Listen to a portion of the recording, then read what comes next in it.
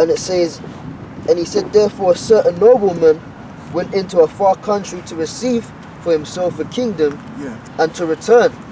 And he called his 10 servants. Yeah, that's Yahawashi. This is a metaphor as well. It's parabolic. Go on. And delivered them 10 pounds and said unto them, occupy till I come. And this is like equivalent to what is said in Matthew 25 about the 10 virgins, 5 wise and 5 were foolish.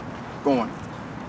But his citizens hated him and sent a message after him saying, we will not have this man to reign over us. Okay. And it came to pass that when he was returned, having received the kingdom, they commanded these servants to be called unto him, to whom he had given the money, that he might know how much every man had gained by trading. Right, gained by trading. So this is like a business. You know, you put in whatever you can put out there to get something back in return. Go on. Verse 16. Then they came the first, saying, Lord, thy pound hath gained 10 pounds. And he said unto him, well, thou good servant, because thou hast been faithful in very little, have thou authority over 10. End of 17, verse 17. Read verse 12. Read all the way down. Read verse 12 to 13 again, because I've missed something. Can't. All right.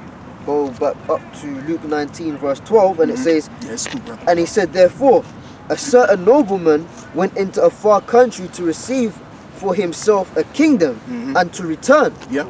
And he called his 10 servants and delivered them 10 pounds and said unto them, occupy till I come. Right, that's the key point. And said unto them, occupy until I come. Because who's the nobleman? The nobleman is Yahawashi. So so within the time that he's not present with us, what do we ought to be doing? Doing this work. Not taking hiatuses, taking 3-6 years off or 8 months off and then coming back on the scene. No. All right, now I'm going to say this too, because that can happen to a very select few of men, but it's a rarity, because you got guys that can withdraw from the truth and then come back in. But I wouldn't want to test those waters, man. You know what I mean? If I'm in this truth and I've heard of this word and I've put my hand to the plow, I want to continue to do this plow so that I can say what Paul was saying, the work has been done. Just like Jonah. Yeah, so it says, you got to count the cost. What man buildeth a house and doesn't... And we just read that. Yeah. Yep, that's the spirit. Because you brought that out, but we've already read it. So it just goes to show you again how powerful it is that we have to continue in the faith. And based on what you said, right, how he was referencing the scripture, which says you got to pay the cost. A song came to my mind, man. You got to pay the cost to be the boss. You know, I think who sung that, man? Did it James Brown? James Brown, yeah, James Brown. Pay the cost To be the boss. And he's right about that too. Because we have to pay the cost to be, we are paying the cost to be the boss. Go on, bro. Right, back in verse 14, and it says, but his citizens hated him and sent a message after him saying, we will not have this man to reign over us. Okay.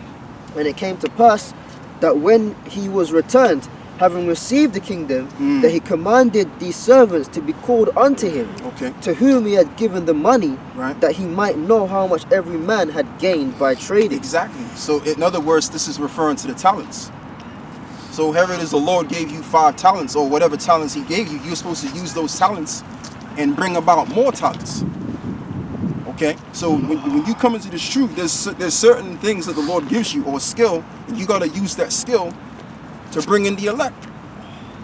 But if you're using the talent, or a talent, and you putting it underneath the dirt, let's get that. Hold what you got. Give me Matthew 25. Give me that verse.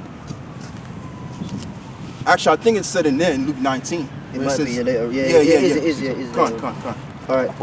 Shall I continue? Yeah. So, verse 16. Then came the first, saying, Lord, thy pound hath gained 10 pounds. And he said unto him, well, thou good servant, because thou hast been faithful in a very little, hast thou authority over 10 cities. Yeah, and that's what's going to happen. And that's what I was saying, brothers. Like, we're going to have power over even large portions of land. You're going to have power over a country. So going back to what I was saying, it's best that when you look at the life that we're experiencing right now, it's death all over the place. What's going on? Oh, I'm not saying. Oh, okay. I thought somebody was walking behind us, man. some women behind us. Yeah, but again, it's just attention. It's attention, and that's good that they're doing that, because you're gonna have scoffers walking after their own lust. So that proves that we're the prophets of the Lord again. Go on, brother. And it says, and the second came, verse 18, and the second came, saying, Lord, thy pound